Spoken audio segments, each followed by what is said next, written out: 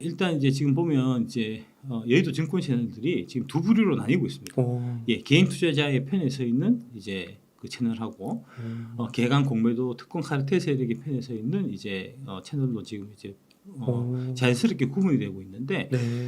요번에 이제 그 12월 9일 날그 용산 집무실 앞에서 열렸던 그 집회를 이제 적극적으로 홍보해 준 개인의 편에 서 있는 이제 채널들이 있고 이제 생간 채널들이 있어요. 그 생간 채널들은 이제 여러분도 같이 생가 주시기 바라고 우리 개인 투자자들의 편에서는 특히 이제 옹달 책방 같이 이제 그런 채널들은 우리가 이제 다 힘을 모아서 1,700만 개인 투자자의 편인 옹달 책방을 이제 우리가 키워야 된다 하는 말씀 드리겠습니다. 조댓구알 프리즈 부탁드리겠습니다. 예. 조태꿀. 예, 좋아요, 댓글, 구독, 알람 설정. 아, 네. 발음을 잘해야 되겠네요. 예, 잘 보시고 네. 이런 이제 그 격변의 시기에 이제 정말 정의와 불의가 이제 맞서 싸우는 이런 시기에 이제 아군과 적군이 자연스럽게 구분이 되기 때문에 지금 증권 채널들, 유튜브 채널들도 이제 어느 편에 설지 제대로 잘 판단해서 이제 결정을 하셔야 될 것 같고 여러분들도 이제 누가 우리 편에 서는지 이번 기회에 이제 잘 보시고 우리의 편에 서 있는 이제 채널을 적극적으로 좀 응원하는 이제 그런 성숙한 민주 시민의 모습을 보이셔야 되지 않겠나 하는 말씀드리겠습니다. 그 여의도 증권사가 두 개 부류로 갈라진다고 하셨는데요. 예. 그게 이제 최근에 나타나는 증권 채널, 예. 최근에 나타나는 현상. 최근에 나타나는 현상이죠. 아, 과거부터 예전에는- 이제 쭉 그랬는데 이제 드디어 모습을 진본맥을 드러내고 있죠. 그러니까 특히 뭐 최근에 개인 투자자 편인 것처럼 이렇게 활동했었던 이제 채널 같은 경우에 이제 모 증권사에 이제 그 광고를 받는 무렵부터 해서 개인 투자자들의 이제 반대편에서는 이제 여러 가지 얘기들을 이제 하고 기관들을 위해서 활동하는 이제 전문가들을 적극 섭외해서 이제 계속 가짜 뉴스들을 이제 가짜 뉴스들을 퍼뜨리고 이제 뭐 이런 채널들이 있는 건 여러분이 다 보시면 아실 거예요. 네. 제가 굳이 말씀 안 드려도 이제 뭐 그러시면 될 것 같고요. 네. 예. 그러니까 이게 금융 선진화를 위한 구체적 개선 요청안을 보니까 예. 이제 세 가지인데요. 예. 완전한 전산 시스템 구축, 예. 상환 기간 연장 없는 90일 적용, 예. 그다음에 공매도 담보 비율 투자자 전체 예외 없이 140% 적용. 근데 이건 너무 당연한 거라서 예. 이걸 왜 개선을 다 해야 될 것 같은데요. 참여도 다 하고요. 그렇죠. 네. 그거 안 하잖아요. 그러니까 이제 돈 먹어서 그렇죠. 뭐 그 공매도 네. 특권 카르텔 개간 새끼들 돈 먹고 앞잡이 노릇하는 거죠, 사실. 명확하게 이제 돈 받고 그 돈 주는 사람을 위해서 일하는 거를 티를 내면 돼요. 자꾸 돈은 그 새끼들한테 쳐받으면서 자꾸 개인 투자자들을 위하는 척 이런 이제 그런 위선적인 행동 이런 거는 진짜 뿌리 뽑아야 됩니다. 뭐 누구 얘기하는지 다 아실 겁니다, 여러분들. 예. 네. 뭐 길게 얘기하지는 않겠습니다. 네. 예. 그리고 뭐 예. 그 관련해서 이제 요쪽 한 말씀드리면 네. 예, 그 미국이 세계 최강 대국이 될 수 있었던 비결이 바로 이 라이언 일병 구하기에 있습니다.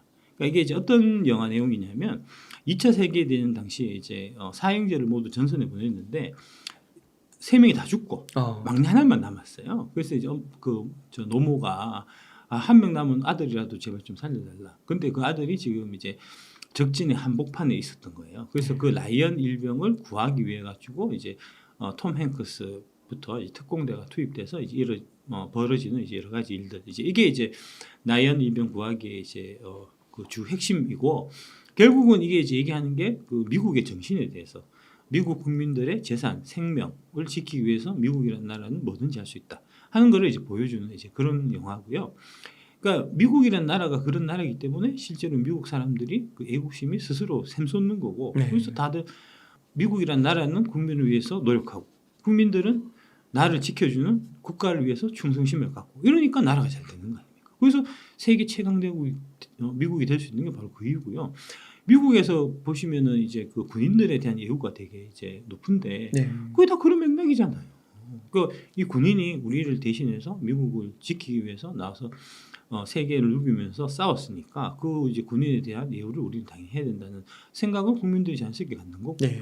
우리는 이미 맨날 군인들이 모여갖고 쿠데타나 처하고 있으니 그 오늘이 12.12잖아요 녹화일 그게 이제 요새 그 맞아요. 서울의 봄, 예, 네. 그 날이 오늘이잖아요. 네. 그게 1979년 12월 12일. 그 영화 보는데 답답하더라고요. 그러니까 그거 이제 요새 막 되게 화제가 되는 게 네. 그런 거잖아요. 그 하나회 같은 그런 특권 카르텔 소수의 그 사조직이 대한민국을 좌지우지하는 그런 그 이제 현실을 보니까 지금하고 똑같네. 지금 특권 카르텔이 여의도를 좌지우지하고 걔들이 막 이상한 뉴스들 막 쏟아내고 거기에 다 이제 결탁해갖고 증권방송 같은 애들 다 그 한 통속으로 막 이제 짬짬이하고 하는 게 여러분들 다 느끼시잖아요. 그래서 이제 그거 불만이 있어서 국민들이 그렇게 모여갖고 3만 명씩은 모여가지고 그렇게 소리 치는데 개선은 전혀 안 되고 이러니 그 답답함을 느끼는 국민들이 그 서울의 봄이라는 영화를 보면서 이제 그런 생각을 다 같이 가지는 게 지금 1,000만 뭐 영화를 향해서 가는 그런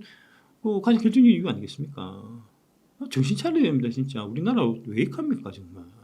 자꾸 좀 과거로 회귀하려고 하는 듯한 이제 그런 지금 상황이고요. 영화 나온 김에 영화 하나씩 더 말씀드리면 이게 이제 그 나폴레옹이라고 최근에 또 이제 예, 상영하고 있는 영화가 있습니다. 이제 그 저기 조커 나왔던 호아킨 피니스가 지금 주연하고 있고 이제 마션 그다음에 에얼리언 만들었던 이제 리들리 스콧 예, 거장 리들리 스콧이 만든 이제 나폴레옹이라는 영화인데 영화 내용에 대해서 설명드리려고 한 건 아니고 이 이제 프랑스 그 대혁명이 나고 그다음에 이제 그 유럽 각국의 이제 왕권 국가들이 다 프랑스로 쳐들어와요. 네. 왜냐하면은 이게 이제 프랑스 국민들이 혁명을 통해서 그 왕을 다 누대에서 목을 잘랐기 때문에 이걸 우리가 제압하지 않으면 우리 영국이나 그다음에 그때 프로이센 그다음에 오스트리아 이런 쪽에 이제 그 합스부르크 왕가 이런 쪽에서도 이제 그 왕들이 보기에 아이고 이것도 이제 이게 전염이 돼갖고 네. 우리 국민들이 내 목을 자를 수도 있겠다 싶은 그런 생각이 들어갖고 그 이제 유럽 연합군들이 다 힘을 합쳐갖고 프랑스라는 한 나라를 상대로 전쟁을 한 겁니다. 그러니까 유럽 연합군하고 프랑스하고 싸웠는데 당연히 프랑스가 불리할 거잖아요. 그렇죠. 그런데 실제로는 전쟁에서는 프랑스 군대가 이겼거든요. 그래서 이제 나폴레옹이 선봉에 서서 이제 그 유럽 전역을 다 프랑스가 이제 먹게 되는 이제 그렇게 된 건데 그게 이제 왜 그렇게 되냐면 프로이센이라든지 뭐 합스부르크 왕가라든지 영국이라든지 그런 쪽 이제 왕족 국가의 군인들은 기본적으로 노예예요. 농노거든요. 네. 농노들이 이제 농사짓다가 이제 징집돼 갖고 이제 징집돼 저기 옛날에 유럽에는 페이를 주고 군인을 하는 겁니다. 그러니까 돈 벌려고 하는 거예요. 네. 돈 벌려고 전쟁에 참가한 사람하고 프랑스 국민들은 이제 프랑스 대혁명이 이제 벌어져서 자유 시민이 된 거잖아요. 자신들이 왕을 처단하고 예, 자유 시민이 된 거니까 이 전쟁에서 지면 나는 자유 시민의 지위가 박탈되고 다시 농노가 되는 겁니다. 노예가 되느냐, 내 자유를 지키느냐 이 싸움이니까 그러니까 당연히 이게 이제 전쟁에 임하는 자세 자체가 다를 거잖아요. 그래서 프랑스 군대가 그때 당시에 유럽 연합군들을 다 이길 수가 있었던 겁니다. 사기가 다른 거거든요. 그런 겁니다. 지금 이제 우리나라도 마찬가지로 지금 이런 상태에서 전쟁을 하게 되면 나라가 나를 지켜주지 않는데 내 제 개인 재산조차도 지켜주지 않는데 무슨 애국심이 생겨갖고 그 나라를 위해서 목숨을 바쳐갖고 전쟁에 나서겠습니까? 다 숨어버리고 도망가고 배 타고 일본으로 토끼고 중국으로 다 토끼겠지. 그런 거 아닙니까? 네. 진짜 정신 차려야 됩니다. 국가가 국가로서의 기본적인 책무가 개인의 생명과 재산을 지키는 게 국가의 우선 과제인데 지금 그거 안 하는 거잖아요. 지금. 그래서 제가 이제 그 집회에서 한 얘기가 바로 그겁니다. 공매도 카르텔 해체해야 된다. 여기 공매도 카르텔이 지금 우리 개인 들의 이제 재산을 그 강탈하고 있는 거니까 온갖 불법과 편법을 이제 다 동원해서 강탈하고 있는 거니까 그걸 대통령이 나서서 해결해 준다고 했으면 말을 안 꺼냈으면 모르는데 말을 꺼냈으면 해결해 줘야 될 거 아니냐고요. 11월 6일 날 공매도 제도 이제 뭐 완전 금지시킨다라고 발표했는데 금지 안 됐습니다. 2차 전지는 오히려 공매도 잔량이 더 늘어났잖아요. 그거는 신용만 한 거고 실제로는 이제 시장 조성자나 유동성 공급자를 통해서 지금 공매도가 계속 되고 있기 때문에 예. 그 건 관련해서 이제 이복현 원장이 이제 28일까지 조사하겠다. 조사해서 불법이 있으면 금지시키겠다. 이러면 11월 말에 결과를 발표하겠다는데 지금 강간무소식이에요. 이따구로 하니 이 나라가 이게 그 꼴이 말이 되냐고. 지난달에만 기대했었는데. 그러니까요. 그러니까 이제 시민들이 들고 일난 거 아닙니까? 3만 명 모였다는 거 아닙니까 지금? 3만 명 모였는데 이것도 그 불법 공매도 카르텔이 다 이제 사회 곳곳에 압력하고 이제 힘이 파워가 세기 때문에 기사 다 안 나오게 다 중간에 다 막았고 오마이뉴스에서 기사 딱 실린 거예요. 이게 다예요. 그럼 미쳤다니까 지금 나라가. 그래서 제가 한 얘기가 그겁니다. 그 핵심적인 주장이 국가는 국민의 생명과 재산을 수호하는 그것이 존재 이유인데 외국인과 가진 자들이 국민들의 재산을 불법적으로 부당하고 비윤리적으로 강탈하고 있는데도 국가가 국민 재산을 지켜주지 않는다면 국가의 존재 이유가 있겠냐. 그 쪼지는 총선입니다. 그 표로 우리가 심판할 수밖에 없는 겁니다. 이제 그런 말씀 드리고 싶습니다. 네, 그래서 아까 그 공매도 잔고가 오히려 늘고 있고 예. 금지되지가 않았다라고 말씀을 하셨는데요. 예. 그거 한번 설명 좀 예. 부탁드리겠습니다. 요거 한번 보시면 네. 이게 이제 유안타 증권에서 나온 자료입니다. 이제 조사해 보니까 2021년 5월부터 그때가 이제 공매도가 제기된 시점부터 해서 이제 11월 20일까지 공매도 잔액 비율 상위 10개 종목의 공매도 추정 손익을 계산해 보니까 총 마이너스 1,706억이었다는 거고요. 근데 이게 상위 10개 종목 중에서 8개는 공매도가 벌어갔어요. 네.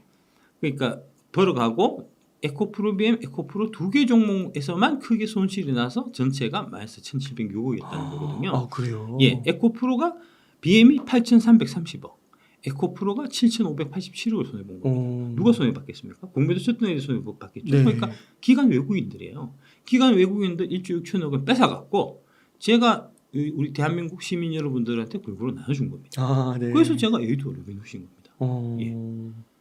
그러니까 그 8개는 이익이 났는데 그렇죠. 8개에서 이제 1조 4천억을 벌어갔고 벌어갔는데 예, 에코프로 BM으로 1조 6천억을 터져갖고 아, 상계를 한계하니까 한 마이너스 2천억 정도 야, 됐던 거죠. 그렇구나. 그래도 그래도 이런 사례가 없었거든요. 네. 이런 사례가 처음 있는 겁니다. 누구 때문에 이런 사례가 생겼다고? 나 때문에요. 나 때문에. 내가 1조 6천억을 벌었다고. 내가 1조 6천억의 국민 재산을 더 부유하게 만들어준 거 아닙니까? 그럼 나 표창해야 될 거 아니냐고. 네.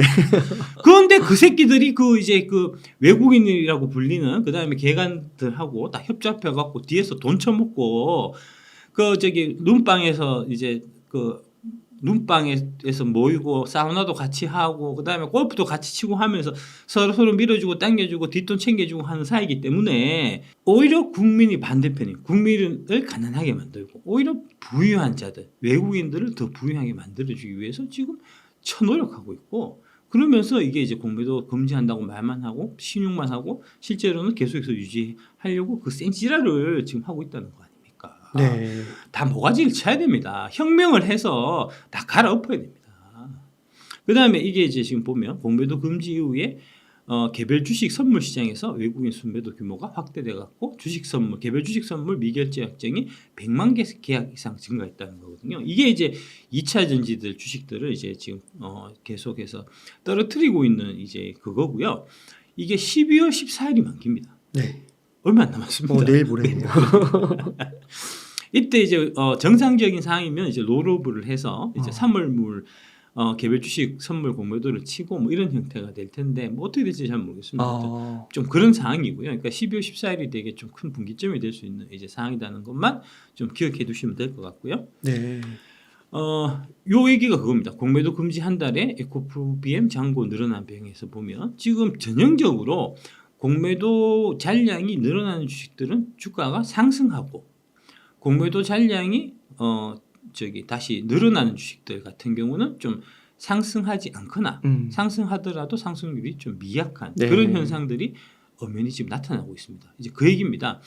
호텔신라 같은 경우는 많이 줄었지만 소폭 하락했고요. 이거는 이제 호텔신라라는 종목 자체에 사실 문제가 있는 거고 HLB는 10%대, LNF는 25% 넘는 상승률을 보였다. LNF는 최근 거 보면 훨씬 더 많이 올랐습니다. 이게 한 13만 원 정도부터 시작해갖고 지금 18만 원 넘어 있어요. 네. 이게 이제 공매도 잔량 이제 주는 거하고 같이 좀 맞물려 있는 거고요. 이제 하나증권 얘기가 공매도 금지 조치가 증시 하방을 지지해주고 있다는 거거든요. 그러니까 공매도를 금지해 놓으니 주가가 올라가더라는 얘기니까 주가 올라가면 좋습니까 나쁩니까? 좋죠. 그러면 금지해야죠. 네. 근데 왜 자꾸 금지하지 말고 풀어야 되냐는 얘기를 하냐? 그 공매도 쳐놓고 있는 그 개간 새끼들하고 그 외국인이라고 하지만 사실은 슈퍼리치들 그 새끼들 돈 받아 처먹고 있어서 그런 거 아닙니까? 아니 이 진짜 윤석열 정부는 정권 유지하고 싶으면 똑바로 잘 생각해야 될 겁니다. 그쪽 사람들한테 아마 돈 뭐 각종 정치 자금 이런 걸로 해서 돈 많이 받고 평소에 잘 아는 사이니까 그 사람들 편들어주고 싶긴 할 텐데 그 사람들 편들어주면 우리 개인 투자자들의 표는 못 받을 거예요. 1,700만 표가 이 공매도 이제 그 제도 개선하는 거하고 다 연결돼 있다라고 보시면 될 거고요. 지금처럼 계속 그렇게 준다고 말만 하고 안 주고 이제 시행한다고 얘기만 하고 자꾸 시행 안 하고 이러면 뭐 개인 투자자들이 또 유권자기도 하니까 1,700만 주권자들이 당신들 가면 안 될 겁니다. 이제 그런 얘기고 요 밑에 보면은 지금 그래서 에코 프로그램의 경우에는 첫날 14만 주가 줄었어요. 그날 어떻게 됐죠? 상한 것 같습니다. 맞아요. 근데 그 후에 다시 공매도 잔량이 늘어나면서 다시 떨어졌다가 최근에 44조 원 이제 그 수주 발표하면서 이제 공매도 금지된 그 무렵, 그러니까 공매도 금지되고 첫날 올라갔던 그 가격대로 지금 다시 회복한 상태고요. 그러니까 만약에 공매도 잔고가 늘어나지 않았다 하면 지금 이게 지금 잔고 수량 역대 최고치 533만 주인데 이거를 지금 넘어섰다는 거고요. 이게 만약에 계속해서 줄어들게 된다고 하면 그러면 올라가는 거예요. 올라가겠죠. 쾌처럼 가겠죠. 지금 이 관련돼 갖고 공매도 잔고 대량 보유자가 골드만삭스, 모건 스탠리, UBS, JP 모건 등등이거든요. 그러니까 공매도 금지했다고 말만 하지만 사실은 바뀐 건 아무것도 없고 오히려 더 늘어나 있는. 아니 당신들이 얘기했으면 지켜야 될 거 아니냐고. 당신들이 얘기하고 그 이제 뭐 집권 여당 뭐 금융감독원 뭐 윤석열 정부에서 다 한결같이 공매도 금지하겠다고 얘기했는데 지금 나오는 상황은 그렇지 않고 오히려 공매도 잔고가 늘어나는데 그러면은 후속 조치를 취해야 될 텐데 지금 안 하고 있는 거 아닙니까? 네. 정권 넘어가서 식물 대통령이 되고 싶으면 그래 계속 해보십시오. 어떻게 되는지. 여기도 나오지만 공매도는 금지된 적이 전혀 없습니다. 이게 증시 차입 공매도 잔고 금액 순위를 보면 보십시오. 에코 프로그램 1조 1,000억이었는데 지금 1조 5천억이에요. 네. LG엔솔은 뭐 그럭하고 에코프로 늘어났고 포스코 퓨처는 2천억 늘었고 포스코홀딩스 마찬가지 다 그래요 지금. 어떻게 이럴 수가 있죠? 금지가 됐는데. 그러니까 금지한 거 아니라니까요. 그러니까 금지하겠다고 말만 해놓고 금지 안 한 거 아닙니까? 왜 국민을 속이냐고요? 왜 주권자를 속이고 왜 유권자를 속이냐고요 지금. 말을 내뱉었으면 끝까지 책임을 져야 될 거 아닙니까? 무슨 이런 놈의 정권이 다 있습니까 지금. 이게 무슨 아까 그 말씀해주신 뭐 유동성 공급자 뭐 그런 그렇습니다. 그런 명분하고 MM하고 FP 이런 쪽에 들어오는데 이게 그렇게 들어오면 안 돼요. 그러니까 LM하고 MM하고 FP 시장 조성자나 유동성 공급자는 되게 이제 소극적으로 이 뭐랄까 그 거래량 거래량 맞추고 그러니까 적극적으로 시장에 참여하면 안 되고 이건 적극적으로 참여하는 거 같은데. 적극 참여한 거잖아요. 적극 참여 네. 지금 떨어뜨린 거잖아요. 다 뻔히 나와 있는데 거기서 11월 28일까지 조사하겠다고 발표했던 거 아닙니까? 조사했을 거 아닙니까? 왜 발표를 안 하냐고요. 지금 보름이 지났습니다. 11월 28일 날 조사 끝나고 왜 발표를 안 하고 미정미정 처하고 있냐고요. 그러니까 니들이 뒷돈 처먹었지라고 얘기 듣는 거 아닙니까? 그죠. 명백하게 밝히면 되는 건데. 그래요. 그러니까요. 그래서 해보니까 뭐 별탈 없더라고 그냥 계속 할 거다 하면은 너네들 정권 내려놓을 생각하면 될 거고 아니고 조사해보니까 역시 그 지적하신 부분들이 맞더라. 전면 금지하겠다. 라고 당연히 얘기를 해야 그게 그 국가의 이제 당연한 자세죠. 국민들이 웃었습니까? 국민들은 진짜 뭐 개돼지로 보는 것도 아니고 지금 이게 뭐 하는 짓입니까 지금. 이 공매도 제도 개선 관련해 갖고 이제 걔들이 자꾸 업자들하고 짬짬이 해 갖고 좀 말도 안 되는 정책을 이제 만들어 갖고 그걸로 이제 기울어진 농장을 평평하게 만들었다 이지랄 하고 있는데 공매도 제도 개선의 핵심은 가진 자들의 카르텔이 가진 특권을 내려놓게 하는 것이 공매도 제도 개선의 핵심입니다. 그런데 어떻게 얘기하냐면 저기 외국 기관들이 20배 쉬니까 걔네들도 20배 쉴 수 있게 해줄게. 못 쳐요 20배. 거기 이제 항상 보면은 모든 법안이나 이런 이제 그 악법 같은 것들은 디테일이 숨어 있는데 어떻게 돼 있냐면 기관들은 이제 그 105%라고 하잖아요. 그러니까 이제 그 뭐죠? 그러니까 담보 비율 105%라는 얘기가 이제 20배 칠 수 있다는 얘기입니다. 그러니까 기관들은 20배 칠 수 있고 그 보면 법안이 어떻게 되냐면은 최대 105%까지 최소 105%까지 그러니까 최대 20배까지 레버리지를 쓸 수 있다는 거거든요. 근데 그거는 최대라는 말이 있잖아요. 그러니까 무슨 얘기냐 하면 증권사들이 자기들이 보기에 판단하기에 얘들은 좀 이제 뭐랄까 저 돈이 많다. 좀 신용도가 이제 믿을만하다 하면은 20배를 최대 20배까지 준다는 거고 개인들은 믿을만 하잖아요. 이제 뭐 신용도가 기관들에 비해서 떨어질 거 아닙니까? 그러면은 최대 20배로 되어 있지만 너는 네 주머니 사정을 생각해서 너는 2배나 3배만 해라. 이런 얘기거든요. 그런데 그거를 법률 규정상에 기관도 최대 20배, 개인도 최대 20배라고 돼 있다고 해서 같은 거라고 지금 우기는 거라는 겁니다. 말이 되냐고 말이. 그다음에 하는 얘기가 이제 90일까지 하고 연장하지 마라. 제가 봐서는 이제 그 이제 민주당의 그 누구더라 강훈식 의원이 그게 이제 법안을 제출해서 이제 90일까지만 이제 기간을 주고 90일 지나면 상한하게 이제 연장이 안 되게 이렇게 법안이 돼 있어요. 이제 네. 그 발의한 법안이. 근데 그거는 제가 봐서는 조금 이제 좀 과한 면이 있고 왜냐하면은 미국의 경우에 보면은 3개월, 6개월 9개월, 12개월까지 돼 있거든요. 그러니까 1년을 못 넘기게 돼 있어요. 그러니까 조금 양보해서 우리도 한 1년 정도는 이제 끌고 갈 수 있게 연장을 그러면은 3개월을 기본해서 한 뭐 2번이나 3번, 4번 정도는 이제 연장이 가능하지만 그 이상은 안 되게 이렇게 해야지 정상적인 거거든요. 근데 지금 그런 얘기 하니까 기껏 하는 얘기가 그러면 개인들도 다 연장할 수 있게 해줄게. 연장이 되냐고. 그것도 연장할 수 있지만 연장 안 해줄 수도 있는 거 아닙니까? 증권사에서 연장 안 해줘요, 사실. 근데 그분들은 계속 기관 그래, 그러니까, 기관도 계속 하는 거고. 그러니까 얘기가 이제 그 개인들은 중간에 이제 증권사에서 뭐랄까 상한 요청을 못하도록 돼 있지만 기관들은 상한 요청하면은 갚을 수 있게 돼 있다, 갚아야 되게 돼 있다라고 얘기하거든요. 네. 갚아야 상한 요청하면 갚아야 되게 돼 있지만 상한 요청 안 하잖아요. 네. 한 해에 몇 천억 몇 조씩 그 이제 그 공매도 치고 관련해 갖고 이제 대차 수수료를 이제 주고 하는 그런 기관들한테 어디 함부로 증권사에서 갚아라 마라 얘기를 합니까? 현실적으로 갚으라고 얘기 안 하는 거 아닙니까? 지금 누가 갚으라고 얘기합니까? 네.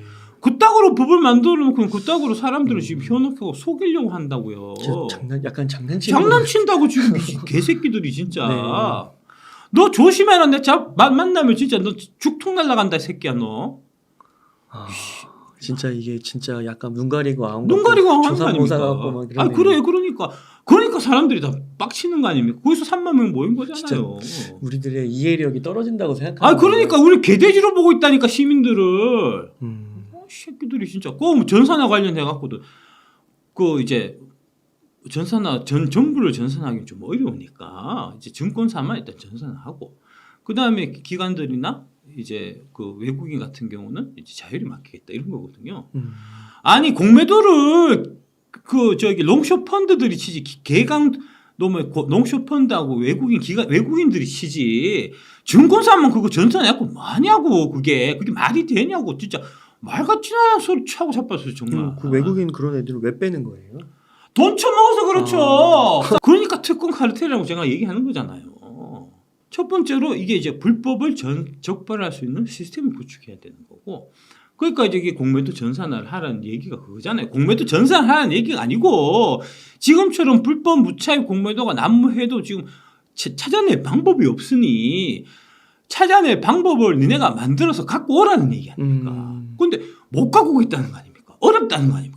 어려우면 때려치라고 그 자리에 때려치라고. 아니 어떤 사기업의 회장이 야 이거 해갖고 한번 해봐 하면은 예 알겠습니다 하고 방법을 찾아갖고 보고를 해야지. 회장님이 말씀하시는데 그거 안 됩니다 이런 얘기를 하는 부하 직원이 있습니까? 그러면 당장 모가지지. 이 새끼들이 지금 공무원들이 지금 국민의 공복이 돼야 될 인간들이 지금 개간들 얘들 외국인들 앞잡이가 돼갖고 걔들을 위해 가지고 지금 활동하고 있는 거니 이게 지금 얼마나 큰 문제입니까? 네. 그다음에 이게 이제 가장 큰 문제가 무지성 더블 공매도예요. 어떤 거냐면 에코프로가 이제 10만 원부터 시작했습니다. 20만 원 됐어요. 2배 올랐잖아요. 그럼 얘들은 묻지도 따지지 않고 공매도부터 쳐. 치고 나서 올라가잖아요. 40만 원이 돼. 그러면 2배를 쳐. 맨 처음에 이제 그 2천억 됐을 때 20만 원 됐을 때 1,000억을 쳤다고 하면 20만 원, 40만 원 되면 더블업 해갖고 2천억을 칩니다. 네. 이 40만 원 됐죠. 그다음에 돌려서 80만 원 됐죠. 그러면 4천억을 쳐요. 150만 원 갔잖아요. 그럼 그게 더블 간 거니까. 무조건 이기겠네요 언젠가는. 8천억 치는 겁니다. 쳐갖고 기다리다 보면은 그렇게 열 몇 배가 주가가 올랐는데 중간에 50%안 떨어지겠냐고. 떨어졌잖아요. 지금 60만 원이잖아요. 지금 갚으면 그동안 20만 원 쳐갖고 손해봤던 거를 한 기회에 다 회복을 한다고요. 그래서 그렇게 하기 위해서는 뭐가 필요하냐? 레버리지 비율이 높아야 됩니다. 그래서 이제 담보 비율 105%를 걔들이 계속 주장을 하는 거고 20배 레버리지 칠 수 있게. 네. 그다음에 상한 기한을 무제한으로 돌리고 가는 겁니다. 1년이고 2년이고 떨어질 때까지 버티는 거죠. 야, 그럼 맨 마지막에 한 번만 이기면 되니까. 그래요. 한 번만 이기면 되니까. 예. 이거는 마치 이제 요새 이제 포커 홀덤 이런 거 이제 되게 유행하는데 와, 진짜 그렇게 되는 게 너무 이상한데요, 진짜. 그 이상하다니까. 이거 그거 고치자고 그러니까. 네. 홀덤 할 때 포커 대회 가면 처음에 그 1인당 이제 그 시드를 딱 동일하게 주고 시작하는 거잖아요. 너는 뭐 저기 뭐 $10,000든 뭐 1,000,000원이든 1억이든 딱딱 주고 그거 갖고 계속 토너먼트에서 끝에 이긴 사람이 다 먹는 거잖아요. 근데 얘는 남들은 다 이제 1억 갖고 시작했는데 얘는 1억 터지면 뒤에 돈 또 들어가. 있고. 10억 주고 100억 주고 1,000억 주고 때까지 하면 그 새끼를 누가 이깁니까? 그렇죠. 맞아요. 지금 그런 거잖아요, 구조. 그러니까 그 구조를 어. 바꾸자고요. 그 구조를 바꾸자고 얘기하는데 지금 거꾸로 얘기하는 거 아닙니까? 그러면 그건 우리 못 바꾸고 20배 하고 이제 제한하고 이거는 우리가 바꿀 수가 없으니까 개인들이 너네가 20배로 가능은 하지만 실제로는 불가능하게. 그거 어떻게 개인이 20배까지 계속? 아니 그러니까 개인이 20배 어떻게 치냐고 주지도 않을 거면서. 논리냐 이 새끼야 진짜. 네 진짜 열받네 저거. 아니 그거 하고 있다고 지금.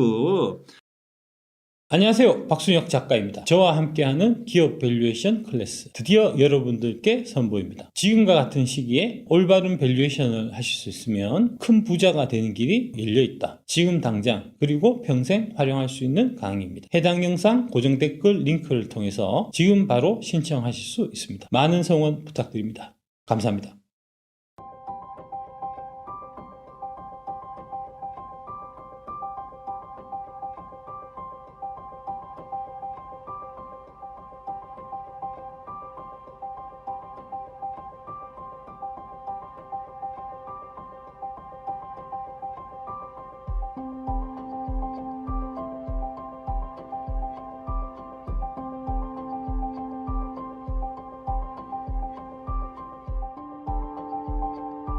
그렇고 세 번째로 가장 중요한 거는 사실은 그런 이제 장기 과제이긴 할 텐데 업자하고 금융당국의 이런 유착관계, 이제 카르텔 구조를 사실 혁파시키는 게 가장 우선이 돼야 돼요. 사실 이게 이제 근원적인 해결이 돼야 될 거고요. 그러니까 같이 사우나도 가고 골프장도 가고 이렇게 못하게 해야 되는 겁니다.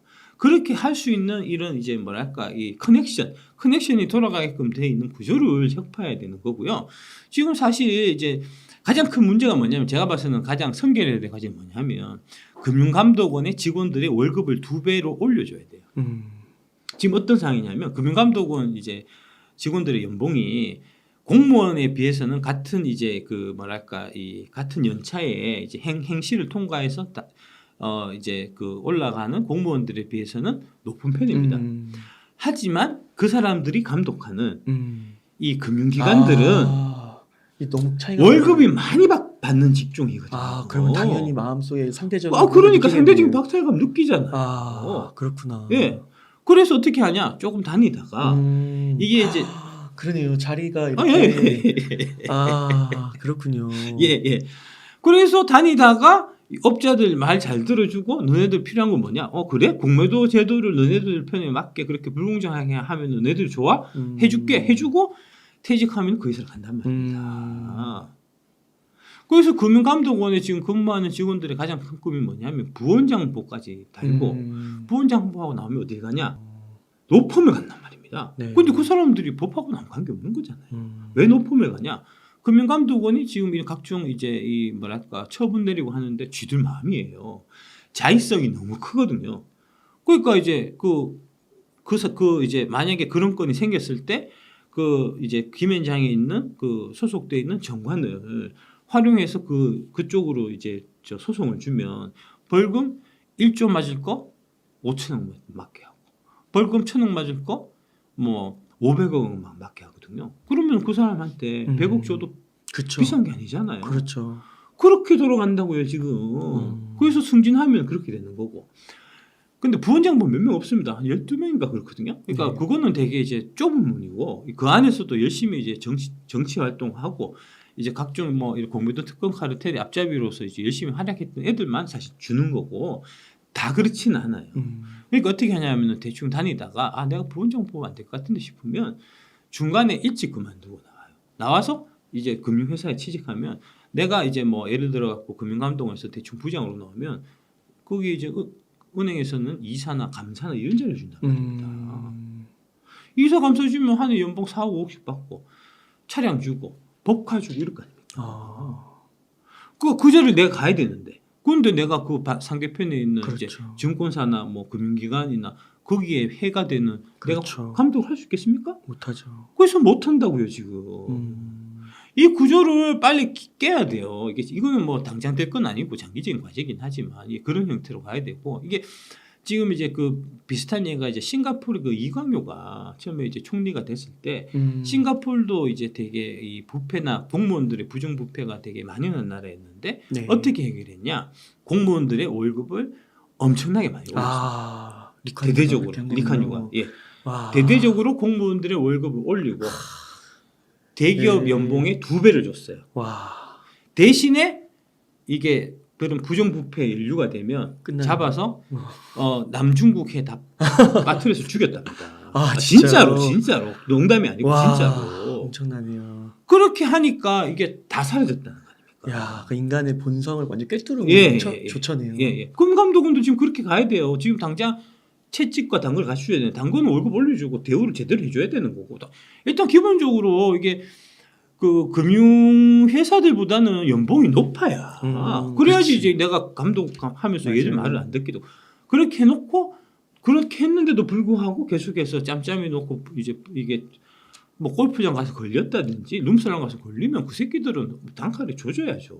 그러니까 뭐 감옥을 쳐넣는다든지 영영 뭐 금융권에 발을 못 붙이게 한다든지 그런 식으로 해야 이 문제가 사실 해결이 되는 거고요. 뭐 쉽게 하겠습니까? 시간은 많이 걸리겠지만 그렇게 될 수 어차피 장기 과제니까 제가 이제 장기적으로 계속해서 문제 제기하고 바뀔 수 있게끔 제가 계속해서 뭐 노력하도록 하겠습니다. 아, 그 무슨 느와르 영화 같은 현실이네요. 이 현실이 사실 그 드라마 작가님들한테 물어보고 인터뷰하면 더하다고 하더라고요. 현실이. 예. 와, 그렇구나. 예. 그러면은 작가님 그 2차 전지의 쇼커버가 좀 본격적으로 들어오는 시기를 좀 예측할 수 있을까요? 지금 아까 말씀드렸던 이제 금감원에서 시장 조성자 이제 MM 그다음에 유동성 공급자 LP의 공매도를 금지하는 진짜로 공매도를 완전하게 금지하는 발표를 하게 되면은 못 견디고 쇼커버가 나올 수밖에 없다라고 이제 말씀드릴 수 있겠습니다. 그러니까 결국은 그 이복현 원장이 의지에 달린 거고요. 네. 그러니까 결국은 해주면 우리가 이제 좀 좋게 생각해 볼 수 있고 안 해주면 투표로 심판하면 됩니다. 네. 뭐 심플한 거죠. 그래서 이제 투표로 심판하고 그 다음에 뭐 다음 정부에 또 요구하면 되니까.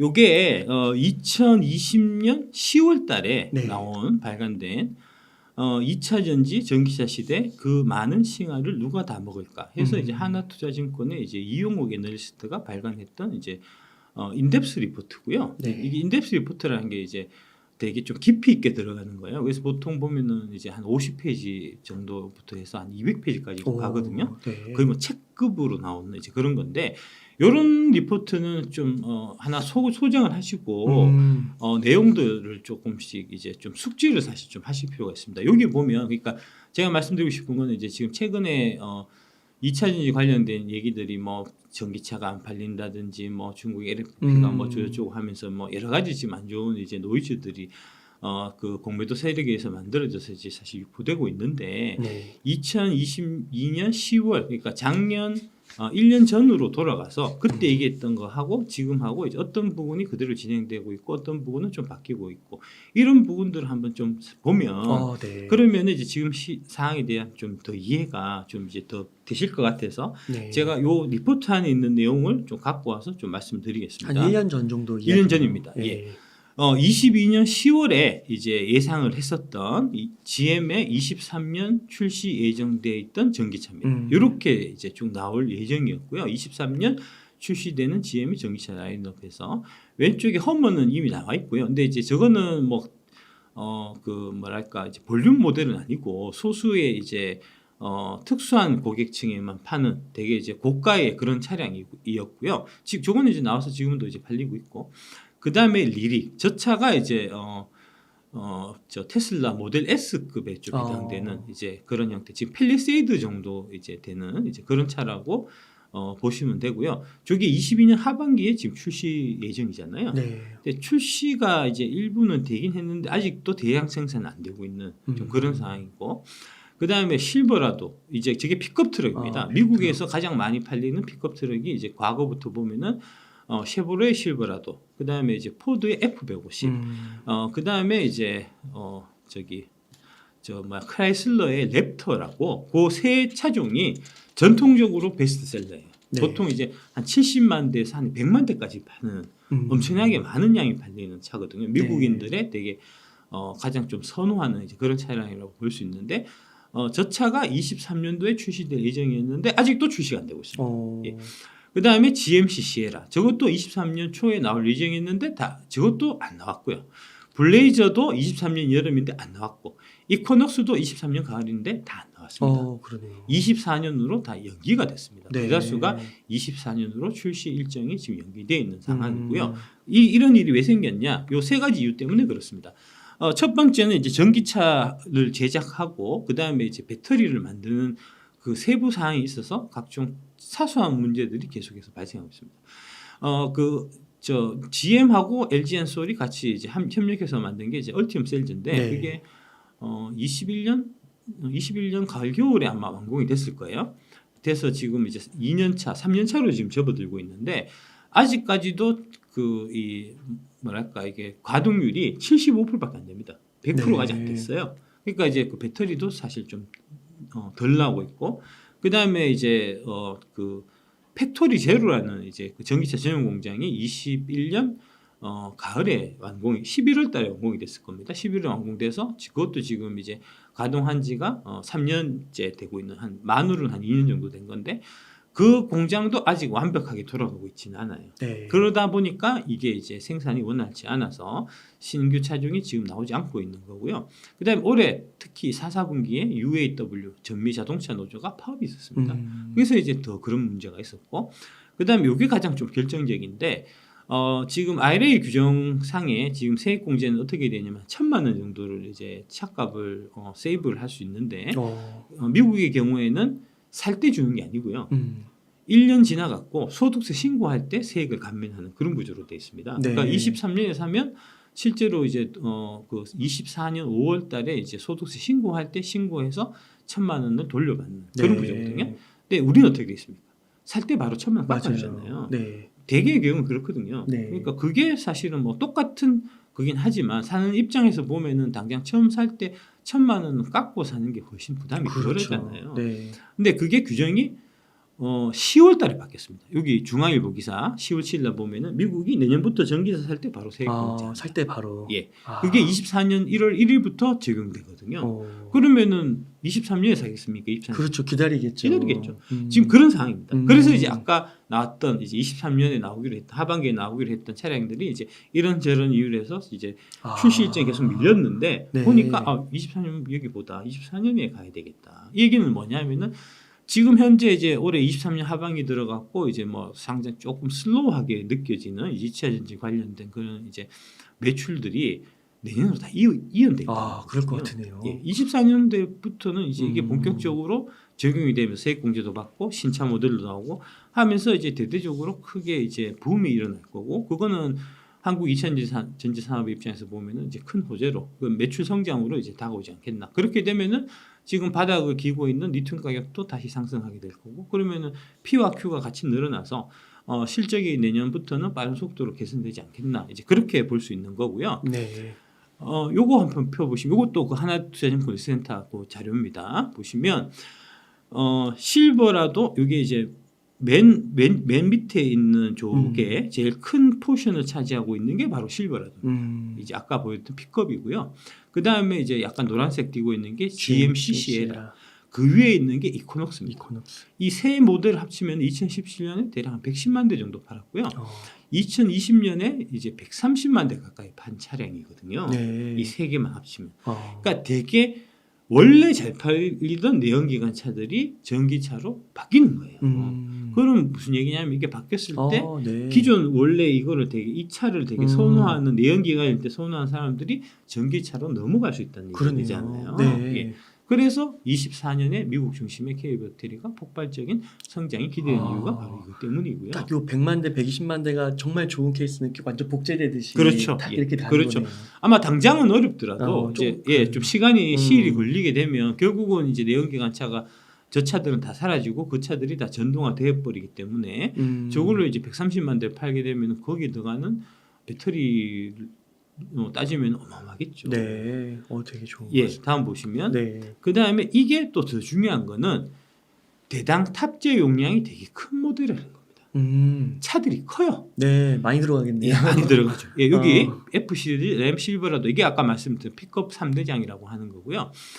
이게 지금 실버라도 같은 경우는 지금 차 한 대당 200kWh의 per hour에 이제 이 배터리가 들어가거든요. 네. 그거는 지금 아이오닉 5나 아이오닉 6의 3배가 넘는 물량입니다. 네.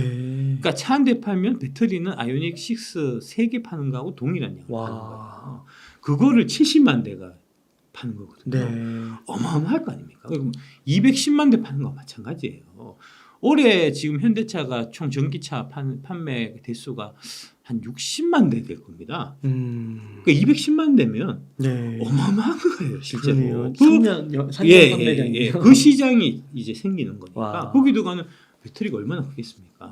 그 다음에 SUV, RAVW나 이런 SUV도 되게 차량들이 크거든요. 차량이 큰 거는 당연히 배터리도 큰 게 들어가는 거예요. 그러네요. 그러니까 단순하게 대수만 늘어나는 게 아니고 대당 탑재 용량도 되게 배터리가 커지기 때문에 우리가 이제 24년에 미국 시장 쪽으로 되게 기대를 사실 하고 있는 거고요.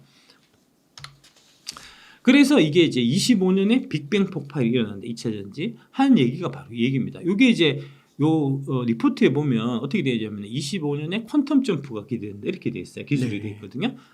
저는 이제 빅뱅 폭발이라고 얘기하고 있고 그러니까 뭐 같은 맥락 보시면 되는데 이게 바로 그 얘기입니다.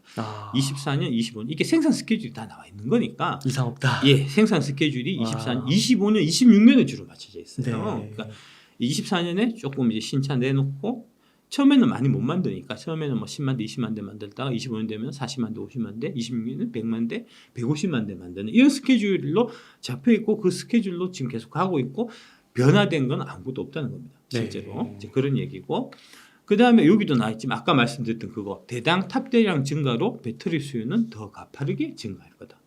이게 이제 아까 말씀드렸던 그 픽업 트럭하고 관련돼서 큰 차들이 지금 베스트셀링 큰 차들이 전기차로 바뀌기 때문에 이런 현상들이 일어나는 거고요. 그러니까 이거는 안 바뀌었어요. 22년 10월 달하고 지금 현재로 보더라도 전혀 달라진 게 없는 거고요.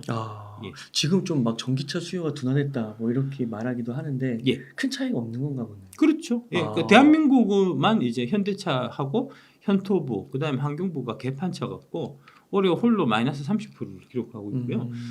S&E에서 지금 오늘 발표된 자료를 보면은 올해 40%입니다. 성장률이. 네. 예. 40% 성장하는 거 뭐 있냐고요. 갖고 와 보세요. 없어요. 네. 반도체 올해 역성장이라고 HBM만 딱 떼놓고 봐도 HBM 노래 부르는 그 HBM만 떼놓고 봐도 40%씩 성장한다는 거 아닙니까?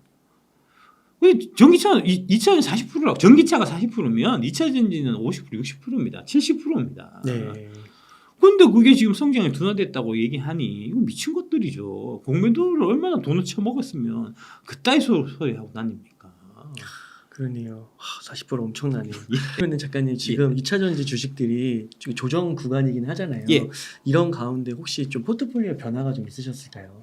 예, 그거 제가 말씀드리겠습니다. 이제 네. 포트폴리오라는 거는 네. 그러니까 포트폴리오 도대체 왜 하냐? 그냥 한 종목 제일 오를 것 같은 종목 몰빵 치면 되지라고 생각하실 거예요. 왜 포트폴리오 하냐? 변동성 때문에 그렇습니다. 한 종목만 몰빵 쳐서 갖고 있게 되면은 최대 하루에 30%가 돈을 벌 수도 있지만 최대 30%도 잃을 수도 있는 거잖아요. 변동성이 너무 커지면은 이게 감정의 동요를 일으켜서 그죠? 그 감정의 동요 때문에 합리적인 선택을 못 하게 되는 이성적인 판단을 못 하게 되는 이런 문제가 생기거든요.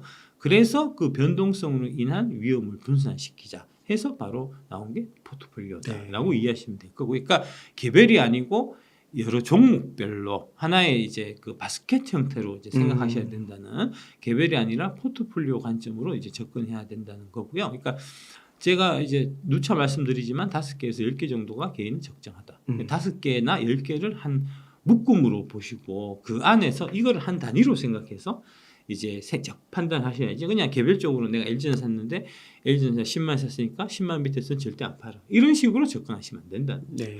그래서 그런 형태의 접근일 때 나오는 얘기가 바로 손절매라는 용어가 거기서 나온 거고요. 내가 10만에 샀는데 9만에 팔면 만원 이제 떨어진 상태에서 판 거니까 손절매. 손절매는 싫으니까 안 하게 되고 그러다가 이제 걷잡을 수 없이 이제 이 뭐랄까 손해액이 커지는 이제 이런 현상이 나타나는 건데 포트폴리오 10개의 관점에서 보면 내가 총 1억을 투자를 하는데 그 중에 그 1억 중에서 LG전자를 한 1,000만 원 산 거예요. 포트폴리오 일부로서. 그러면서 이제 LG전자 갖고 있어서 이제 1,000만 원에서 10% 떨어졌으니까 이제 한 100만 원 까진 건데 까져도 이제 이거 말고는 이거 말고는 지금 갖고 있는 딴 종목들이 네. 포트폴리오에 있는 딴 종목이 더 매력적이다. 라고 생각하면 이거 팔아갖고 이쪽으로 옮기는. 네. 그거는 손절매가 아니고 교체 매매거든요. 아, 용어가 다른 거군요. 용어가 다른 거죠. 예. 그래서 손절매 딱 하면 손절매 좋아하는 사람이 누가 있습니까? 손해 보는 건 누군 다 싫어요. 그래서 개별적으로 접근하면 손절매라고 자꾸 생각하게 되고 그러면 손이 안 나가는데 이거를 포트폴리오 관점에서 그러니까 1억을 기준해서 1억보다 위에 있으면 내가 돈을 벌고 있는 거고 그러면 그 1억 안에서 여러 종목 있으면 어떤 거는 벌었고 어떤 거는 잃었겠지만 그렇죠. 토탈해서 생각하면은 플러스 일단은 내가 뭐 1억에서 1,000만 원 정도 벌고 있으면 그러면은 그 안에서 자유롭게 종목을 더 좋은 걸로 얼마든지 교체할 수 있는 거니까 그런 교체 매매로 관점으로 접근할 수 있게 되는 그런 장점이 있고요. 그다음에 이제 이 포트폴리오 할 때 종목 수를 몇 개로 해야 되느냐 하는 건데 이게 너무 숫자가 적으면 변동성이 너무 커져요. 반대로 너무 숫자가 많으면 수익이 떨어집니다. 네. 그래서 이제 관리할 수 있는 범위 내에서 소수의 종목에 좀 집중 투자해야 될 필요가 있는데 그 적정 숫자가 대략 5개에서 10개다. 네. 이건 이제 경험칙으로 제가 말씀드리는 거고요. 그다음에 이제 이 포트폴리오 얘기하면은 이제 항상 하는 얘기가 포트폴리오니까 2차는 좀 사고 그다음에 반도체 좀 사고 엔트도 사고 의약품도 사고 바이오도 사고 이렇게 분산해야 된다는 얘기 하잖아요. 그거는 기관 투자자들이 펀드 투자할 때 그런 거고요. 네.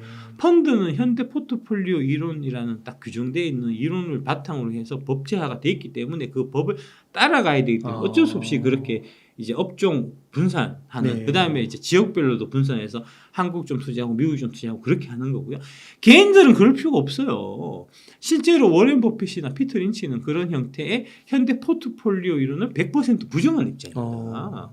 여러분들이 맨날 워렌 버핏, 피터 린치 얘기하고 따라야 되겠다고 얘기하잖아요. 워렌 버핏, 피터 린치는 종목 분산, 업종 분산한 적도 없고 지역별로 분산한 적도 없어요. 업종, 스타일, 지역 분산 이런 것들 다 부정하고 될 만한 주식 네가 봐서 제일 좋다고 생각되는 주식 1, 2, 3, 4, 5 딱 정해서 그 5개 갖고 와라. 집중 투자. 그게 이제 버핏이나 린치가 얘기하는 포트폴리오거든요. 그 부분이 당연히 맞는 겁니다. 아니 개인들이 이 많은 산업을 업종을 이제 나 2차전지도 잘 알고 그다음에 바이오도 잘 알고 반도체도 잘 알고 엔트도 잘 알고 뭐 그럴 수 없는 거잖아요. 특정하게 내가 자신 있는 분야, 내가 잘하는 분야를 하나라도 제대로 꿰뚫고 있어서 그걸 하나 제대로 아는 게 낫지. 이것 찔끔 저것 찔끔 알아봐야 득되는 하나도 없거든요. 그런 얘기입니다. 네.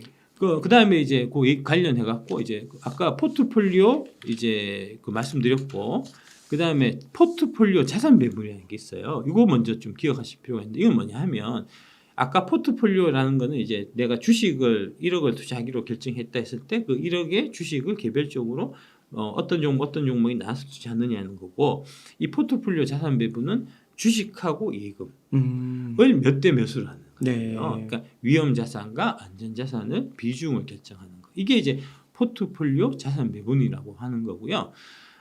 그래서 가장 근본은 이 위험 자산과 안전 자산의 비율, 포트폴리오 자산 배분하는 거를 먼저 우선적으로 생각하셔야 되고, 그 다음에 이렇게 해서 나온 그 비율에 따라서 위험 자산을 그 다음에 이제 포트폴리오를 구성하는 그게 이제 두 번째로 가야 되는 이제 그런 형태가 되는 거고, 주식 비율이 높을 경우에는 이제 수익률이 높은 반면에 변동성이 커지고.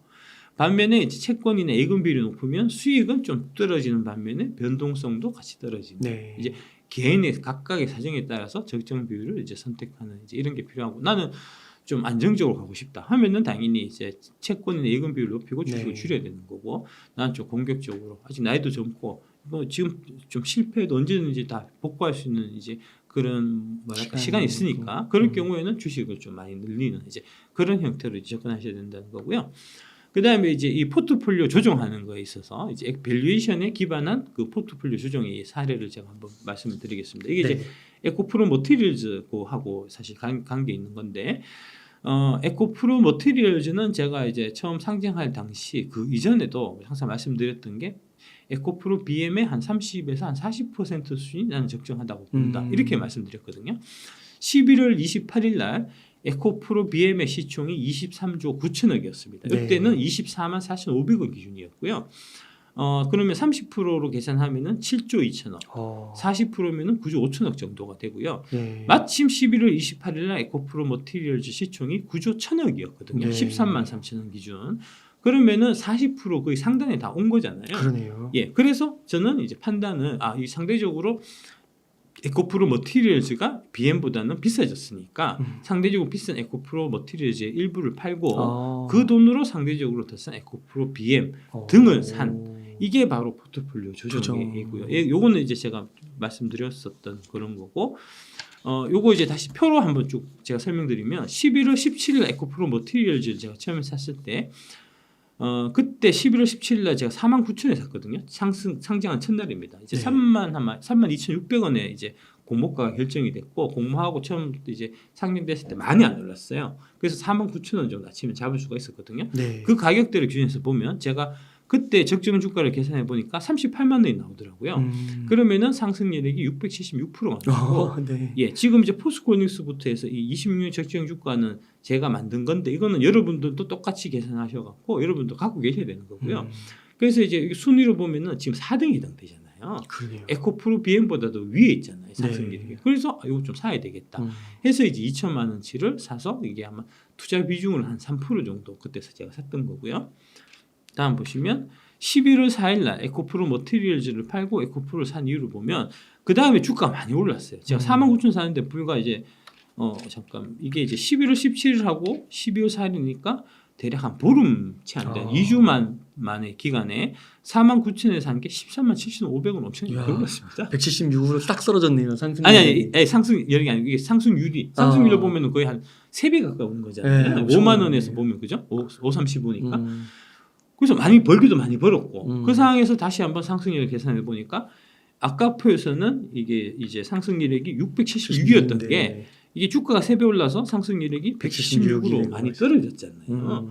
그래서 이거는 많이 올랐으니까 이거를 일부 팔아갖고 위에 있는 주식들 상승률액이 더 있는 포트폴리오 주식들. 리밸런싱. 이게 포트폴리오 리밸런싱입니다. 포트폴리오 조정. 이거를 사실 여러분들이 계속 하셔야 되고요. 네. 하려면 어떻게 해야 되냐? 적정 주가를 해야 될 거 아닙니까? 밸류에이션 할 줄 알아야 되잖아요. 네. 그래서 제가 이제 어스하고 같이 해서 만든 밸류에이션 이제 유강제가 그 목적으로 사실 만든 거고요. 여러분들이 네. 적정 주가를 이제 계산할 수 있는 그런 능력을 제가 길러드리기 위해서 지금 이제 만들었고 한 20만 원 정도 이제 되는 것 같아요. 조금 비싼 감이 있는데 근데 비싼 만큼 사실 그 이상으로 사실 값을 하는 거니까 요번 기회에 밸류에이션 강좌 총 20강으로 되어 있는 제 뼈를 갈아서 만든 이제 더 이상 이렇게 더 뛰어난 강좌는 나올 수 없는 이제 정말 전설적인 강좌를 이제 꼭 한번 신청해 보시기 바랍니다. 여기 아마 네. 저기 네. 링크 달리가 나왔습니다. 신이셔 내가 이 강의를 진정 만들었다는 거죠. 예. 꼭 한번 이거 진짜 하셔야 됩니다. 이거는 꼭 있으셔야 돼요. 이거 있으셔야지 사실 투자를 한다고 얘기할 수 있는 거고 이거 없으면 이런 거 없이 하면 그러니까 상승률이 얼마나 된다. 모르고 투자하는 게 사실 말이 안 되는 거거든요. 근데 다들 그렇게 해요. 그냥 감으로 이거 올라갈 것 같아. 누가 이거 좋다 하더라. 이런 거 투자해놓고 오르기만 바라니까. 그러니까 당신들이 답이 없는 거고 주가가 떨어졌을 때 대응이 안 되는 거 아닙니까? 주가 올랐을 때도 마찬가지로 대응이 안 되고. 근데 내가 이 표를 갖고 있고 상승이 어떻게 되고 그게 시시때때로 변하는 걸 보고 내가 판단해서 결정할 수가 있잖아요. 네.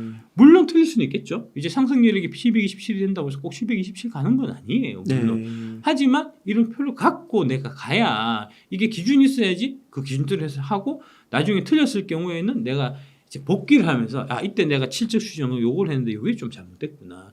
내가 이 주식 26년에 PR 한 30배 정도 간다고 생각했는데 지금 20배밖에 안 가는데 그건 내가 PR에 대한 판단이 내가 틀렸구나 하고 자꾸 고쳐가면서 수정해가면서 내가 발전할 수가 있는데 그것도 없이 그냥 뭐 적정 주가 테이블도 없이 그냥 막 투자하는 거는 진짜 유행을 바라는 거고 그렇게 해서 10년, 20년, 30년 투자해봐 느는 거 아무것도 없다고요. 네.